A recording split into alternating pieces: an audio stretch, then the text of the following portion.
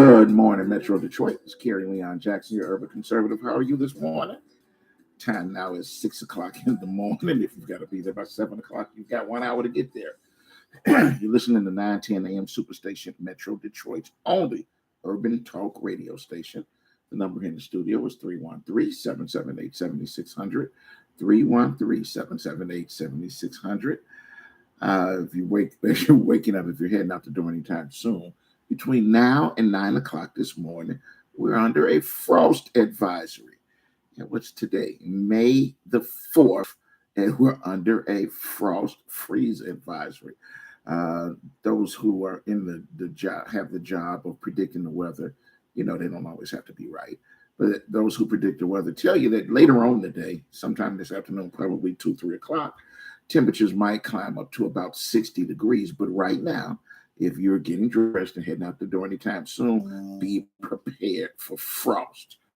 313-778-7600, 313-778-7600. Let me tell you what I want to talk about before I go to calls, because I see that one person is, especially, well, there are a couple of callers on the line already, but one of which I want to hear his side on this. Let me just tell you why I chose today's topic. I want to talk about grading schools in Michigan. So listen, when you're selling real estate, one of the things that you run into is folks will ask you all of the time, well, is this a good neighborhood or is that a good neighborhood? What about Livonia? What about Plymouth? What about Clinton Township? How are the schools and things like that? I can't tell them. It's not my job. I can't tell you who's got good schools and who's got bad schools. I can't tell you which communities have a lot of police runs and which ones don't. I can tell you, you can call them and you can do your own research and find out about it, or you can go and try and visit them and see what you can see. But it's not my job. I can't, because I can't be in a position of trying to favor one community over another. But I can tell you this, when I went looking, that's definitely, y'all have heard me, I've told you over and over again, that the reason that I eventually left the city of Detroit initially was because I was a single father with a small child who was in school. And I was not happy with the condition, the state of exactly what the children were learning in the Detroit public schools. So I moved my kid to the suburbs, and eventually, first we moved out of the city of Detroit, and we moved to Southfield, and then I left Southfield because I'm not saying that there was anything wrong with Southfield public schools. I'm just saying that I wanted a better experience. Actually, I've said this before, I wanted a more cultural experience. I thought that I was going to get that in Southfield. I was wrong. And I wanted my child to have a more cultural experience and learn a lot about other people and other ethnicities. So we moved from Southfield to Farmington Hills. And one of those things that I looked for is how the schools had been performing prior to moving. And I did this because I went through a lot of different communities. I mean, we here in Metro Detroit have a surplus of places you can move to when you're looking to move. When you've got the ability, the financial ability to get up and move, you've got a lot of options. You don't have to just go in one direction. And you've got to, especially if you're somebody like me who wasn't born and raised here, so I'm not either an East Sider or a West Sider. I can decide to go wherever I want to go. And so I had a lot of options, and I looked towards the schools. I checked not just websites at that point in time, because websites were not then as advanced as they are now, but I did a lot of checking with folks on the state level in Lansing to find out how they graded individual school systems and who was performing well and who wasn't performing well. Well, several years ago, and I happen to know that there are plenty of other people that have done the exact same thing. Several years ago, while the Republicans were in control of the State House and the State Senate, our legislature passed a bill to put our schools on a grading system. And, so that it to me seems sort of easy. We all know what letter grades are. We know what an A means. We know what a B means. We know what an F means. If there's a school that's failing, you know what an F means. I don't, when you start to get to anything that's not that simple and that's not as laid out as easy as A, B, C, D, whether it's E or F, to me, I start to say, okay, now you're hiding something. You don't want me to know who's doing very, very well and who's doing very, very poorly, or who's the middle of which schools are middle of the road. I think that we should have a system for grading, an easy to understand system for grading, so that I can compare the schools in Kalamazoo to the schools in Lansing to the schools in Detroit. I think that we should have one very easy to understand system that will tell you whether or not the schools in all 83 counties, who's performing and who's not, who's up to the task and who's not, who's teaching our children the things that we need them to know, such as, can the children pass standardized tests? Can they read and write at a certain level? The basic things that you expect the school to teach the children. I think that we should have an easy way of understanding, do they have it right over in this district? Do they need more work over in that district? So today, I want to talk about, now what I started pointing out is, excuse me, Republicans came up with one system, and now that the Republicans are out of office, now that the Democrats have taken over both the state house, the state senate, and the governor's office, they've decided, probably rightly so, that a lot of the things that the Republicans did while they were there were wrong, they were stupid, and that they need to be reversed. One of those things that they decided to reverse is this grading system, is this letter grading system. And they've decided we don't need that. We're going to toss that out and come up with our own new system, and not one that the Republicans can lay credit for. I'm not real sure that I need you to be just saying, well, the Republicans did it, so we don't like it and we're going to get rid of it. For me, I want something easy. I want to be able to understand. I want it to be clear. I want to know if, in fact, the schools in this particular community are on the same level with the schools in the other community, because that affects my ability. And if you live in those communities, you should want to know whether you've got children in the school or not. You are paying property taxes. Your property taxes are funding the operation of that school district. And you should know whether or not the people that are there, who ask you to vote for them when you vote for school board members, whether they're up to the task, whether they're doing that, or whether they're looking out for themselves and putting money in their pockets. So I want to know from you, should we in Michigan have, no matter who came up with the idea, whether it's Democrats or Republican, should we have one standardized, easy to understand system for grading schools throughout Michigan? 313-778-7600. I asked someone who has given quite a number of years to public schools and education in our community. I asked Keith if he would get up and join the conversation. And Keith was on the phone before I was in front of the microphone this morning. Good morning, Keith. How are you this morning? Hey, good morning, Terry, Leon, Jackson. How are you? Pretty good. So tell me, do you think that we should have one easy to understand, easy for whether the parent has a high school education or whether they've got some sort of graduate degree, whether they live in Menominee, whether they live in Muskegon? Should we have one easy to understand system for grading schools in the state of Michigan? Well, the short answer is yes. However, I don't know that we could ever develop something that is easy to understand, because personally, whether you're talking about individual classrooms and students, or whether you're talking about school districts holistically, I think that we have to incorporate multiple measures in terms of determining whether a school is performing. For example, and I'll deal with Detroit since that's what I've spent 37 years doing.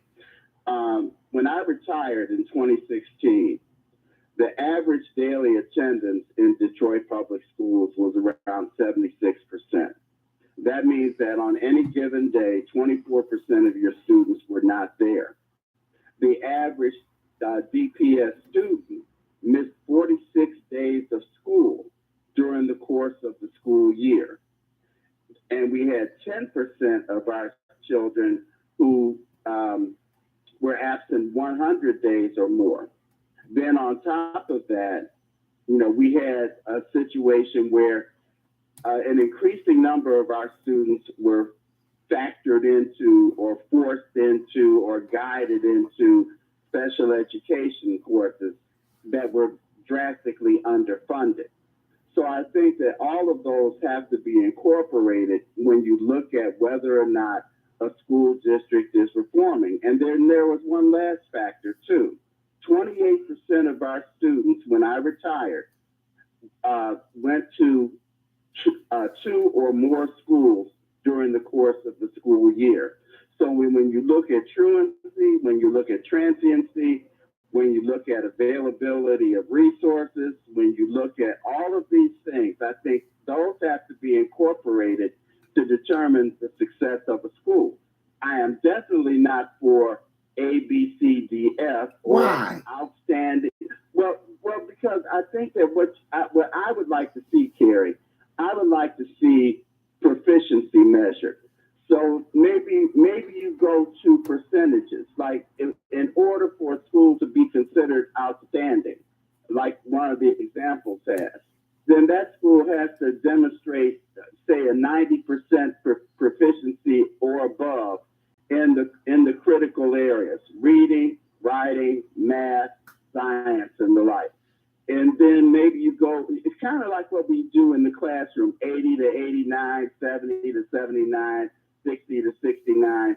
And even if you're down at 60 and that's just marginal or just barely passing or poor, then what do you do to provide assistance to that school in order to elevate that school up to at least a 70% proficiency level?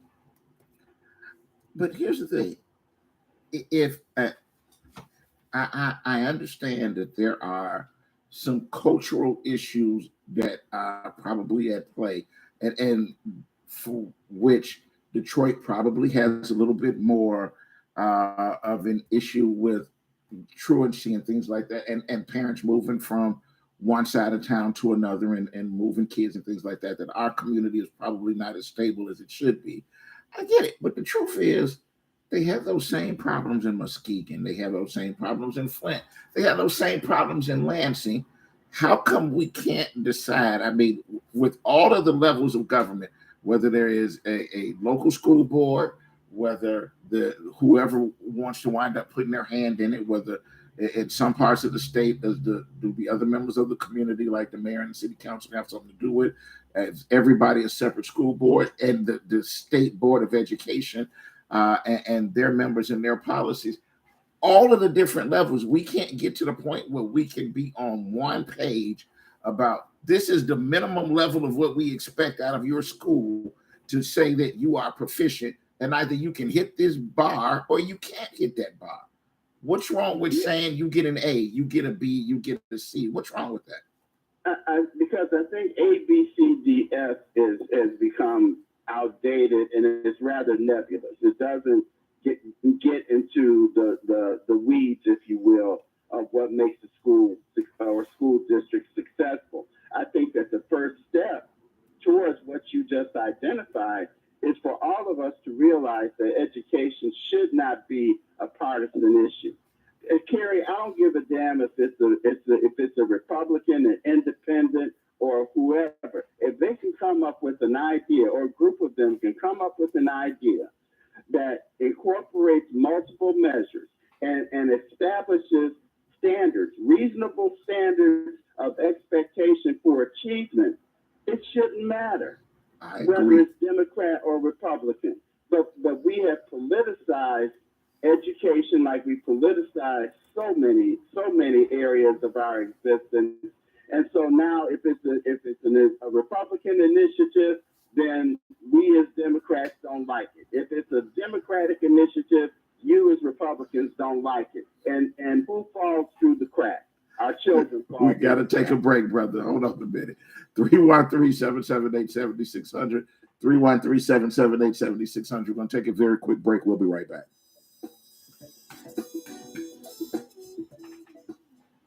Do you have an idea for an invention or new product? Do you think companies would be interested in your idea? Do you want to try to get a patent? Then call InventHelp now. InventHelp keeps your idea confidential and explains every step of the invention process. We create professional materials representing your idea and submit it to companies who are looking for new ideas. We have more than 9,000 companies who have agreed to review ideas in confidence. If a company shows interest in manufacturing your invention, we can negotiate on your behalf. We have helped over 10,000 clients receive patents. We also offer services including 3D modeling and animation demonstrating your idea, prototyping services, and we use state-of-the-art technology to show InventHelp client ideas to additional companies. Join the thousands of people just like you who chose InventHelp to pursue their idea. We are experienced. We are working for you. We are InventHelp. Call us for free information at 1-800-460-1663. That's 1-800-460-1663. Again, 1-800-460-1663. Balance of Nature's fruits and vegetables in a capsule, changing the world one life at a time. I've had no energy for months and months and months. I had no energy, and I'm a very active person. And my husband was noticing that I was tired all the time, and I was slow at everything that I was doing. And I kept listening to the commercials, and you don't know if something's going to help you or not. But I decided this was something I was going to do. And lo and behold, in about 4 days to taking them, I was repotting plants. I was doing other things. My husband said to me, "You seem to have more energy." And I said, "Oh yeah, I'm fine." And I'm telling you, nothing has ever made such a difference. So anyway, I'm very happy.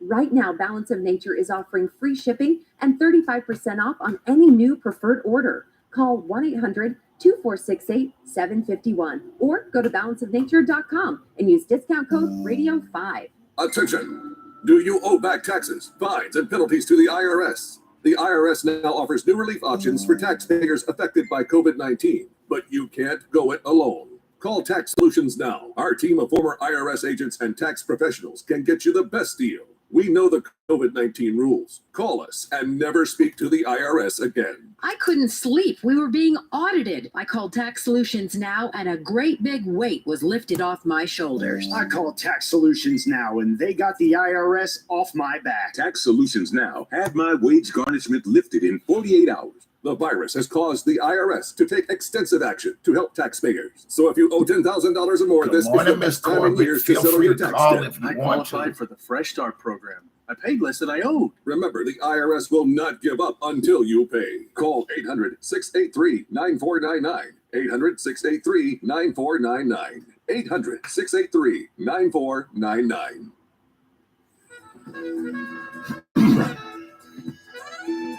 Welcome back, Metro Detroit. This is Kerry Leon Jackson, your urban conservative. You're listening to 910 AM Superstation, Metro Detroit's only urban talk radio station. The number here in the studio is 313-778-7600. It's 313-778-7600. If you just tuned in, this morning's topic is grading schools in the state of Michigan. Should we in the state have one easy to understand system for grading all public schools in our state, no matter whether they are in Southwest Michigan, Southeast Michigan, whether they're in the UP? Should we have one easy to understand system? Should it be A, B, C, D, E, F, or should it be 1, 2, 3, 4?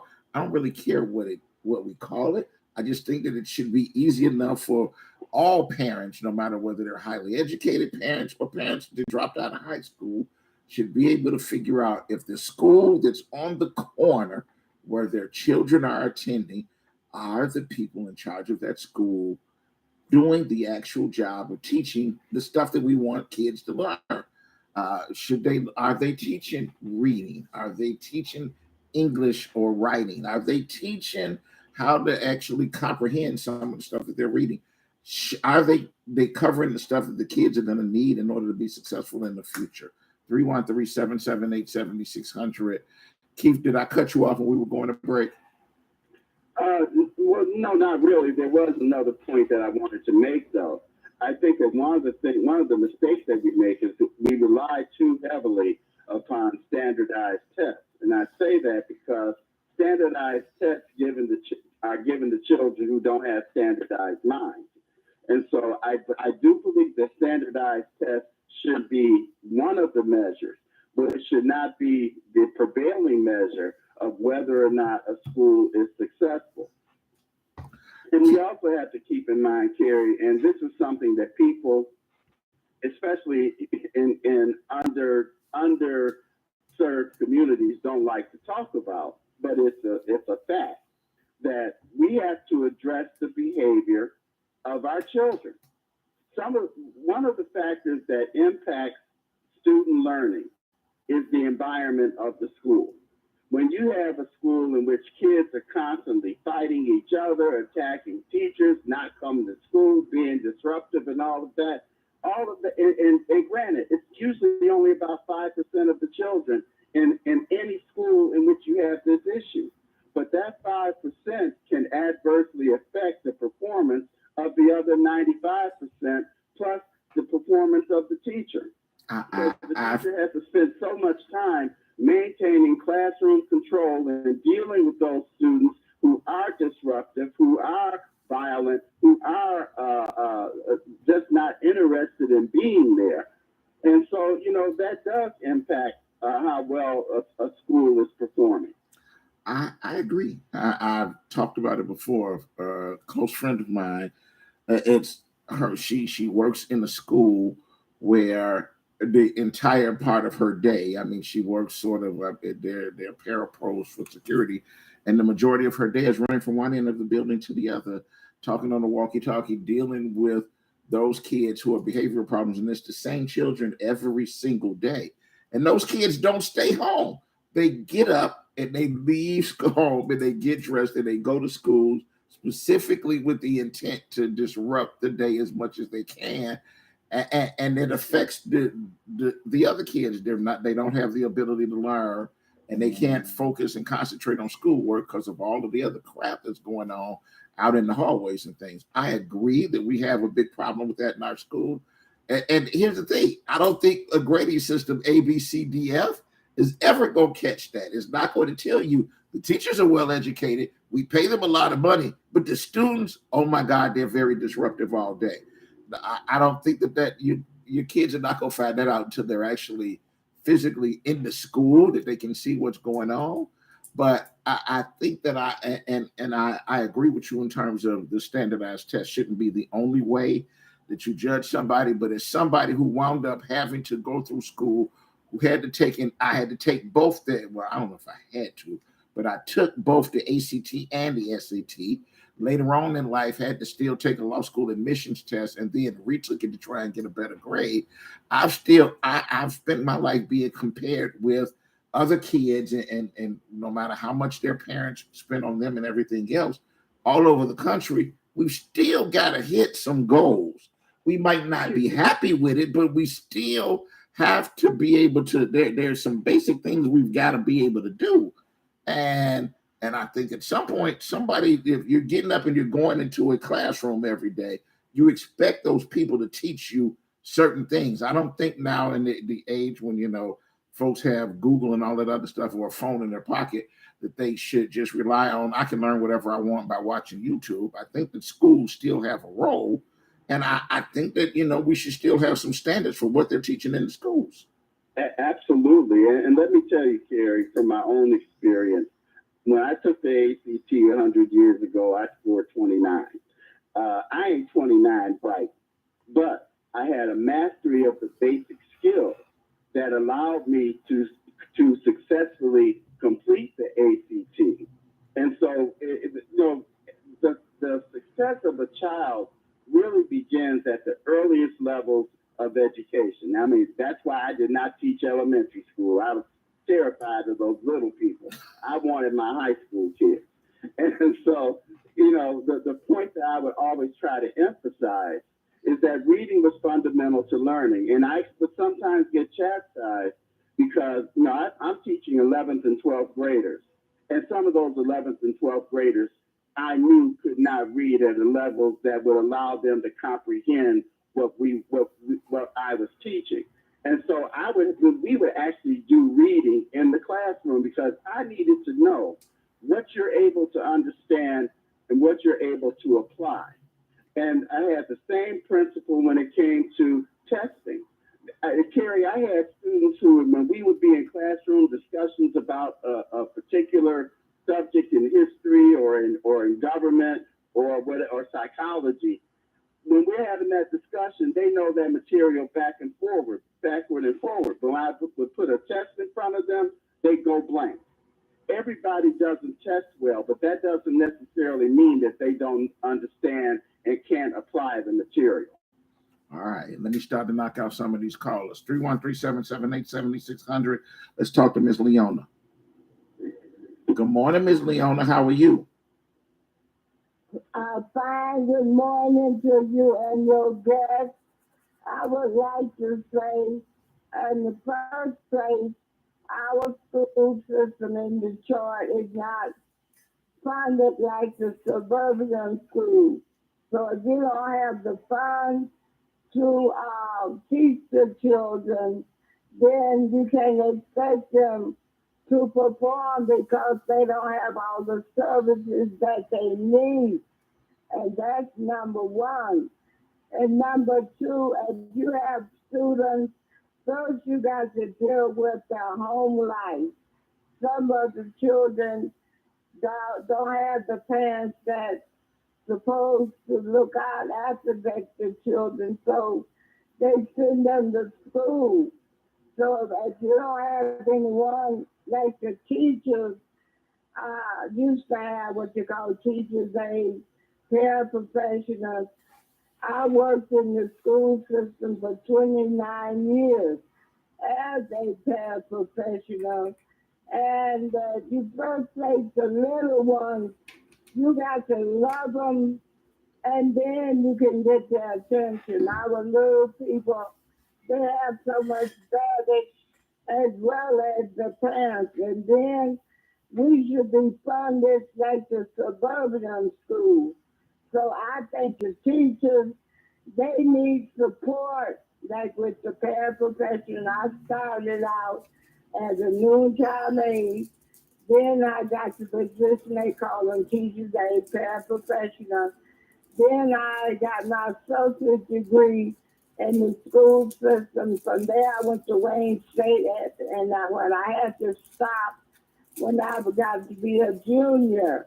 But in the first place, the children don't have all the wraparound service that they need in the school, and everything is put on the teachers.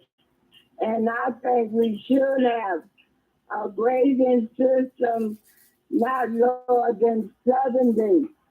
And if a child is not meeting that goal, then find out why and what is the reason behind it. So Mr. I can't think of his name, your guest, he's been in the system. I know him, but he doesn't know me. Like I love little children. And I would never work with kindergarten all the way to ninth graders. And the children nowadays, they are just passing them on, and they're not. Even if they can read, they can't. If you read and I can't comprehend what you have read, then you're lost. So I think it should be evenly funded and evenly with the same curriculum. So I would like to see what your guest has to say about that. Thank you for taking my call. Hold on, don't respond yet, Keith, because we got to go to break. 313-778-7600. Y'all, we've got to take the second break of the morning. It's a very quick 3-minute break. We'll be right back.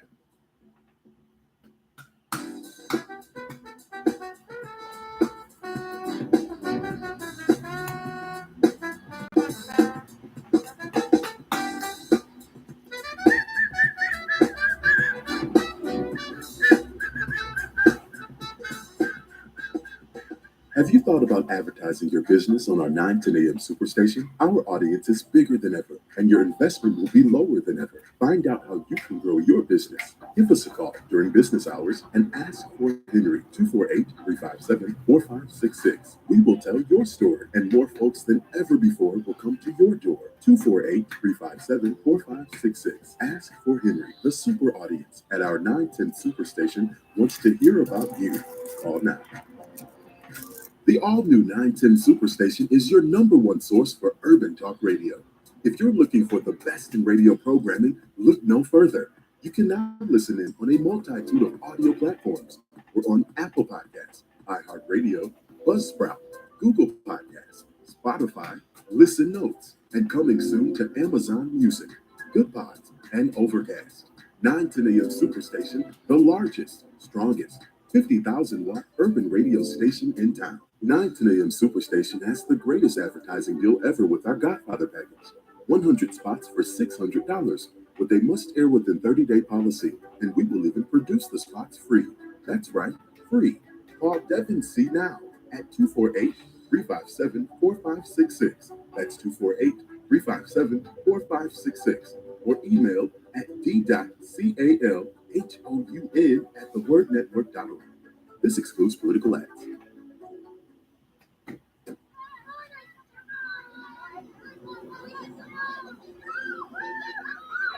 They'll challenge your authority. They'll try to break your will. They'll push you to the edge of your sanity. Because that's what kids do. But this car is your territory, not theirs. Defend it. Who makes the payments? Who cleans it? Who drives it? You do. That's who. And in here, your word is law. So when you say you won't move until everyone's buckled up, you won't budge an inch until you hear that click. Never give up until they buckle up. A message from the National Highway Traffic Safety Administration and the Ad Council. For more information, visit safercar.gov/kidsbuckleup. The Word Network has been broadcasting inspirational messages around the world since the year 2000, and we keep getting bigger and better and more innovative. Seen all around the world, we bring you the best teaching, impartation, singing, and inspiration. If you want original programming, we have that too. The Word Network is your exclusive source for all things inspiration, and we can be found on every device imaginable. If you want to be uplifted and inspired, you need the Word Network. It's Kerry Jackson, you're the conservative. Listen, y'all, it's a talk show, and I want everybody to call and say what's on your mind. Do you honestly believe that an elected official or a police chief can stop people who are criminals from being criminals? The government's checkbook is not going to solve the problems that we have. We are never going to get anywhere until you decide that you individually care enough about your community to do something about it. 910 AM Superstation. We're the hottest station in town.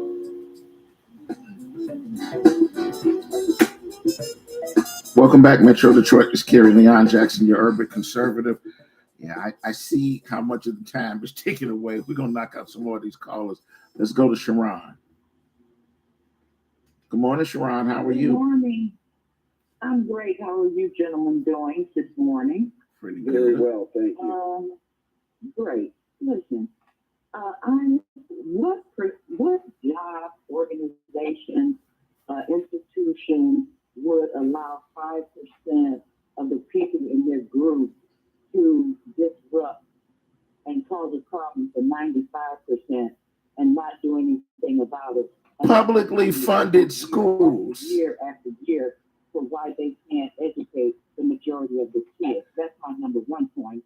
Number two, DPS CSD, I call it CSD because it's a charter school district. They structure certain schools for failure and certain schools for success. It's the way it's structured. This school over here, Bunch, they start at 7:30 in the morning. Many of the kids are on the bus. Study after study has shown that the later kids go to school, the better their absenteeism is improved, tardiness is improved, academic performance is improved, and graduation rates are improved. So why would you have kids coming starting at 7:30 in the morning when the Chrysler school around the corner starts at 8:30 and they boast 12-to-1 student-teacher ratio? You have to be selected to go to that school. So they structure it for failure for some and success for others. And it's the same with the testing school because they have every course you can imagine. They have electives up to wazoo, but you go to the neighborhood school and and you have a hard time getting enough credit to graduate. First of all, hold on, Keith. Hold on. Let's make sure. I vehemently disagree with Sharon's assessment. Our schools are not structured so that some are successful and others are structured for failure. I do agree with her about the 7:30 start. I do believe that that is too early. But part of the reason for that, and it's common among very large school districts like Detroit, like Chicago, like Atlanta, like Dallas, where you have so many children that you have to service, that you have schools on rotating schedules. So you have some schools that may start at 7:30, some start at 8:30, some start at 8:15 because of the bus schedules and the like. As far as the electives, I have to give Dr. Beatty credit. He's done a very good job of making sure that all of our schools, when we have teachers available to teach it, are able to teach, are able to provide some of those electives, such as music, art, and dance. You know, whether you're talking about vocal music or instrumental music, he's done a good job of doing that. Health and physical education in every school. So DPS is making progress. But one of the things that has to be addressed is getting away from equal funding and moving towards adequacy funding. You look at the state of Massachusetts, which has the highest level of student proficiency. One of the things that their legislature had the foresight to do was to go away from making sure that every school district got an equal amount of money. They do an assessment of every school district, and they engage in what is called the adequacy funding. And it goes back to the point that Ms. Leona was making. When you have school districts that are in need of those wraparound services, those supplemental services, adequacy funding allows you to do that. So let's just say, for the sake of discussion, Carrie, that in Michigan, we give $8,000 per child to each school district. Well, if you have school districts like Saginaw and Flint and Muskegon and Benton Harbor and Detroit that have additional challenges, whether you're talking about truancy, whether you're talking about the need for social workers and other ancillary services, then that funding is factored into that particular school district. So you may have a situation where Farmington gets $8,000 per child and Detroit gets, say, $12,000 per child in order to meet those wraparound services that Ms. Leona spoke of. Man, do you not know how much of a war we would have? Oh, absolutely, and that's why it has not happened. But we also have to keep in mind, Carrie, when you look at school districts or communities like Farmington, Livonia, Bloomfield Hills, their tax base, for their community tax base, far exceeds what we have here in Detroit. And so they're able, through their community, through the taxes that they pay in their community, they're able to provide the additional funding for their children that we are not able to provide. And I'll tell you one other factor. In order to educate a child with special needs, the amount of money that is needed ranges between $24,000 and $32,000 per child. What we actually get for our special ed students is about $19,000 per child. So there's an inherent gap in the funding that is required to teach our children with special needs, or those who are 504. They're not special needs children, but they're identified as being academically disadvantaged. So you have to provide the services for them. So where does that additional money have to come from? It has to come out of the general fund to supplement our special education program. And as our special ed program continues to grow, that means that there's more money that comes out of the general fund. So that is why we need to go to adequacy funding, but it would work to the disadvantage perceptually of communities like Livonia and Farmington Hills and other with more affluent communities. Listen, you and I know that that sounds like a terrific idea, but in the world that we live in, we could never, ever, ever convince folks, or listen, even with Democrats in control of everything, nobody is going to have the willpower to tell the folks in Livonia and in Farmington or in Bloomfield or Birmingham that we are going to shift and give to the Detroit schools more money because they've got higher challenges than you have out here in the suburbs. But they did it in Massachusetts. They did it in Tennessee. They did it in Kentucky. So why should Michigan be? Man, we need to, in all of those districts, I can think about the governors in each one of those states. But I can tell you this, even though they've done it previously, I cannot. I've been in this state for almost 40 years. There's not been a day of those 40 years that I have not concentrated on what's going on in the political world. And I got to tell you, I don't see it happening. Stuff happens all the time that I probably don't anticipate, but it sounds like a good idea, and I'm glad you introduced our audience to it. But boy, that's asking a lot to say that you're going to tell. And I'm not saying that they're racist. We're not. That has nothing to do with it. It's just that they will lose their minds if they believe that some public dollars, that more of them are going to Detroit than are going there. And probably 20 years from now, when Detroit looks a lot different than it looks today, they might be able to stomach it. And they might be a lot more accepting of it, but it's not going to happen anytime soon. I agree. So, Well, can I make one more comment? Go ahead, Sharon. Thank you. When you say they don't get equitable funding from the state, a big problem too is how the funds are distributed once they get to the district. I mean, look at the difference between Cass and say Northwestern High School. You're saying he did a great job of getting music and art in the school, but hey, you go to Cass, you get a marketing class, you get architecture, you get all kinds of stuff. So what's the difference between how they structured it here in the city of Detroit and what Thurston Marshall was fighting against? You cannot tell me that it's not separate and unequal here. They weed out who can go to Cass, Renaissance. They're not getting those who need special services at Cass and Renaissance. So I disagree. It's not fair. I disagree. Okay, well, I don't. Thanks for calling this morning, Sharon. 313-778-7600. Let's get Jerome in. Good morning, Jerome. Good morning, and let's get off this merry-go-round. I've been talking about this for years, and even back when they said that schools weren't adequately wired for computers, we went into the Empower schools and wired most of them before the ink got dry. And let's just look all around the country. And I respect you, Keith, but it's not a good thing to say that you're afraid of the little ones, because that's where it starts at. That's what we're missing. Jerome, please don't take what I said out of context. I knew where my strength was. My strength was teaching high school children. Elementary children, when you have to deal with them using the bathroom on themselves and all these other things that go along with 5, 6, and 7-year-olds, that wasn't where my strength lies. So please don't take what I said out of context. I'm not taking it out of context. My children at one time were 4, 5, and 6 years old.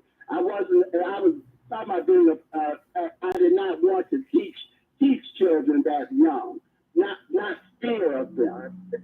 I understand what you said, and I'm not taking it out of context. That's why I respect you for representing the teachers. Okay, but our children right now today do not have equal representation, and that's what the problem is. I mean, all right. I got to go to break. Thanks, Jerome. 313-778-7600. Vicky, you're first up. So as we come back on the other side of the break, it's a very quick break. We'll be right back. This report is sponsored by Wendy's $3 breakfast deal. Wendy's $3 breakfast deal is your choice of bacon or sausage, egg and Swiss croissant, plus a small seasoned potatoes for just $3. Break your morning routine and get your $3 breakfast deal today. Limited time only at participating U.S. Wendy's during breakfast hours. Join the Detroit Association of Black Organizations for the Community Empowerment Speaker Series, featuring former Ohio State Senator Nina Turner as she talks about what we can do to combat racial and economic injustice. The event takes place on Wednesday, May 17th at 6 p.m. at the Bridge Center, located at 9928 Grand River near Livernois. No reservation is needed, safe and secure parking available. For more information, please visit www.davodetroitinc.com. Did you know most vitamin supplements don't even come from food? Even the products with colorful fruits and vegetables adorning the labels are seldom derived from produce. Typically, supplements are synthetic, made in a laboratory. Modern science may synthetically imitate these chemicals, but your body isn't fooled. It knows the difference, and it craves quality materials to build, repair, and fight illness. You need to consume fruits and vegetables daily in a variety of colors, as well as whole grains and other fresh food. That's why I formulated Balance of Nature. I wanted to be able to give my patients a natural alternative to the cheap, unnatural chemistry by giving them real fruits and vegetables. In fact, the only ingredients inside a Balance of Nature are whole fruits and vegetables. Don't settle for imitation nutrition. Reach for the good stuff, the real stuff. Call 1-800-246-8751 or go to balanceofnature.com. Get 35% off your first preferred order by using discount code RADIO5. Do you have an idea for an invention or new product? Do you think companies would be interested in your idea? Do you want to try to get a patent? Then call InventHelp now. InventHelp keeps your idea confidential and explains every step of the invention process. We create professional materials representing your idea and submit it to companies who are looking for new ideas. We have more than 9,000 companies who have agreed to review ideas in confidence. If a company shows interest in manufacturing your invention, we can negotiate on your behalf. We have helped over 10,000 clients receive patents. We also offer services including 3D modeling and animation demonstrating your idea, prototyping services, and we use state-of-the-art technology to show InventHelp client ideas to additional companies. Join the thousands of people just like you who chose InventHelp to pursue their idea. We are experienced. We are working for you. We are InventHelp. Call us for free information at 1-800-460-1663. That's 1-800-460-1663. Again, 1-800-460-1663. The 910 AM live stream can now be seen on Apple TV, Roku, Chromecast, YouTube Red, iPhone, iPad, Android phone, Android tablet, Amazon Kindle Fire, any Windows phone. Watch us live at 910amsuperstation.com. Welcome back, Metro Detroit. This is Kerry Leon Jackson, the Urban Conservative. Let's go to Vicky. Good morning, Vicky. How are you? Good morning, Kerry. Good morning. I want to say thank you for bringing up the other states that don't require count day. Mass is one. My son lived there, and he told me they didn't have like a count day for the students. They just got funding because they know the schools need the money. And so it's like you said, the equitable, is that what the word was? Funding? I think he called it adequacy funding. Is that right, Keith? Adequacy funding. Okay, adequacy funding. Giving school districts the funds that are necessary in order for them to provide complete services to the students in their charge. Okay, so didn't he say also that they are one of the top as far as academics and blah blah that state is? Right? That is correct.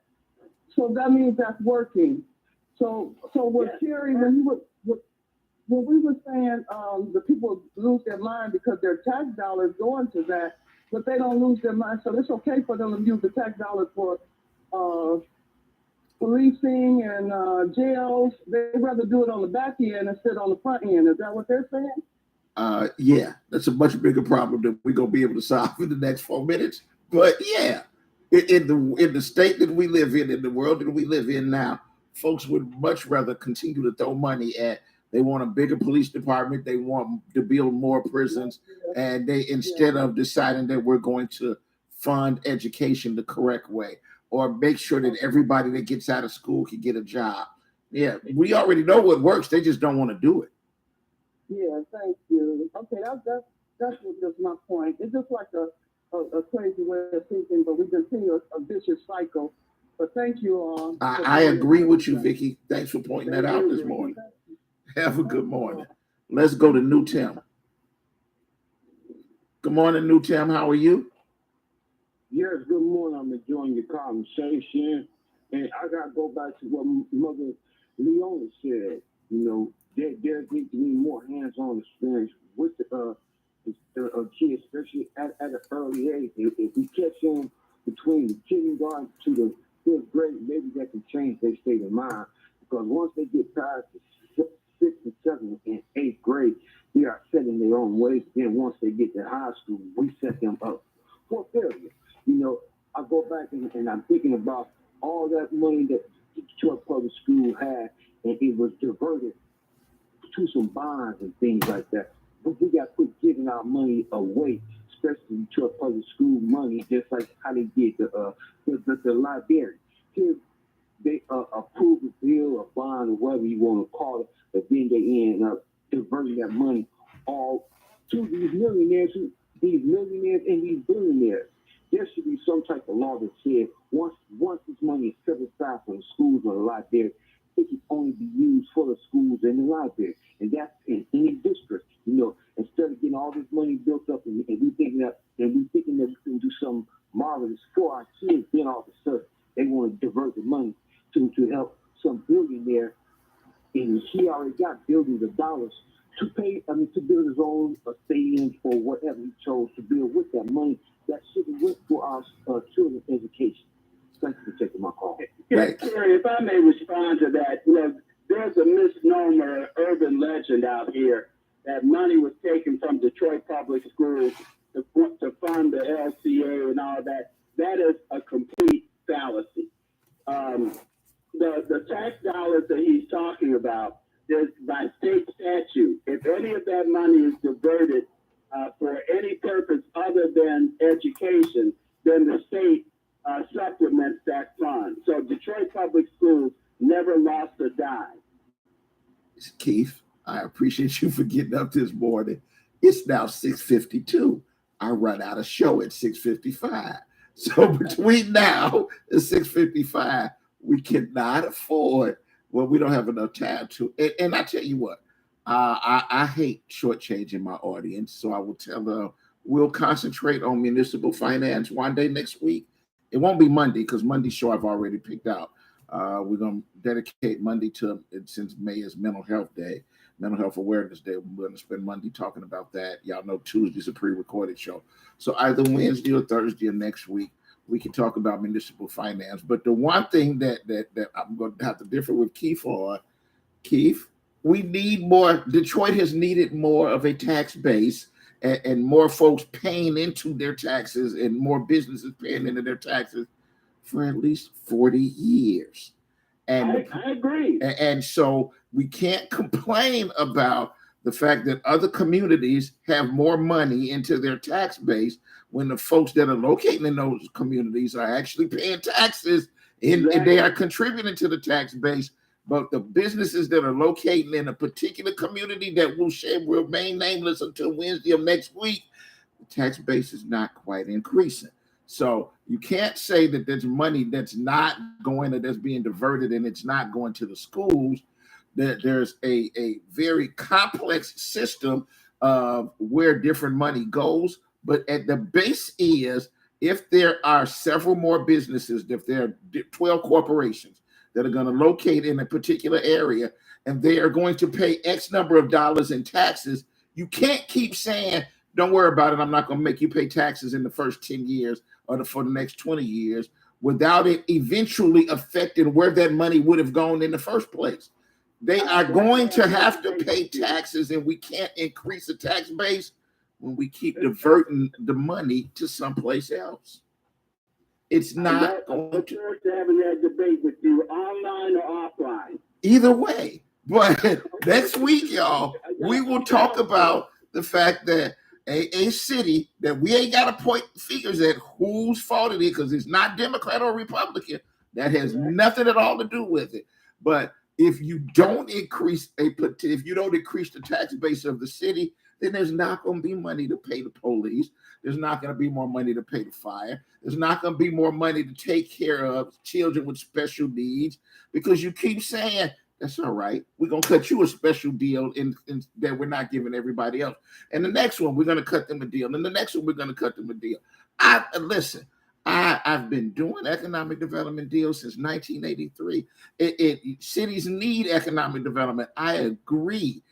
But if in fact you keep diverting the money to somewhere else, then it's never going to wind up growing the way that we want it to grow, that it's theoretically supposed to grow. Will it create more jobs? Will more people wind up paying taxes for those jobs? We hope so, but now it just made the news that they're not. We've got a big problem with commercial real estate and all of the empty office space downtown. We've known that since the beginning of the pandemic. So we'll have that talk next week.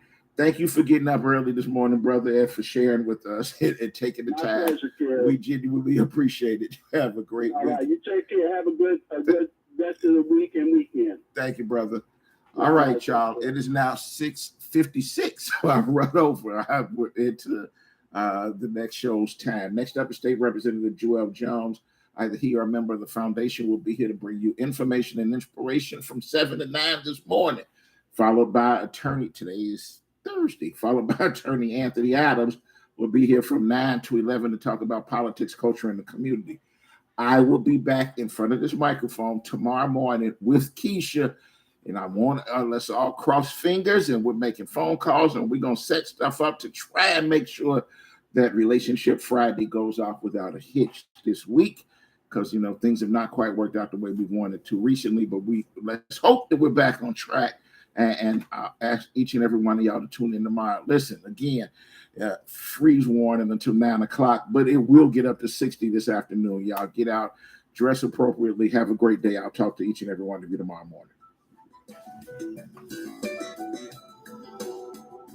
Hi, this is PG. Today's topic is about school.